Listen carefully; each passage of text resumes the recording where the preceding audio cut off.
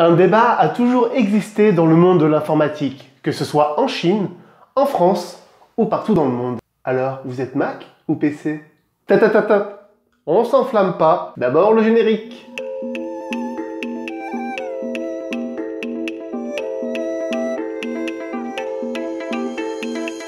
Honnêtement, que vous soyez Mac ou PC, abonnez-vous et activez la notification.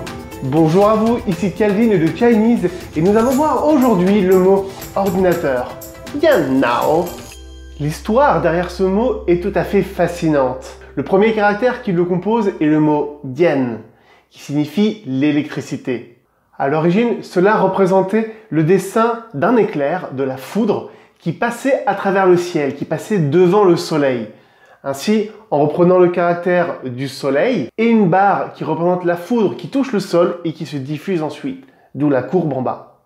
On retrouvera le caractère dian dans tous les mots qui concernent l'électricité ou qui en ont besoin. On le retrouvera par exemple dans des mots tels que dianshiji, la boîte à images électrique, la télévision, ou encore dianti, l'ascenseur, ou encore dianzi, l'enfant de l'électricité, ou plutôt l'électronique.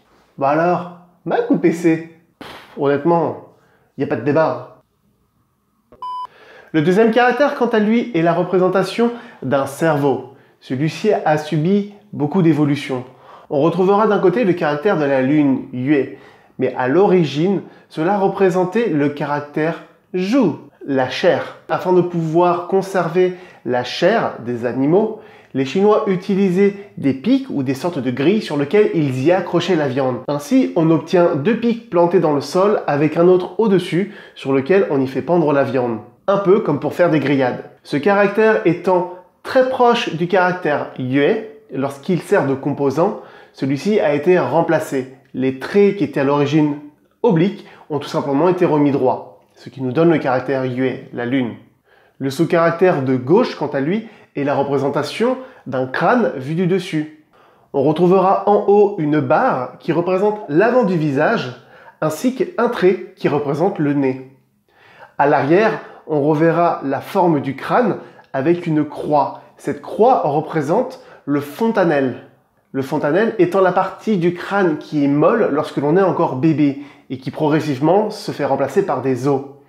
Celle-ci a en effet la forme d'une croix. En reprenant ainsi le composant de la lune, yue, et la représentation d'un crâne d'un bébé vu du dessus, on obtient le concept de cerveau. Et un ordinateur, c'est quoi? Un cerveau électrique. Genau. L'ordinateur, c'est aussi le moyen de télécharger votre bonus gratuit, où vous apprendrez comment mémoriser 150 mots en moins de 30 jours. Le lien est dans la description. Vous connaissez désormais comment on reconstruit le mot genau, l'ordinateur. Bon allez, on arrête de geeker et on se retrouve demain. Ta gueule!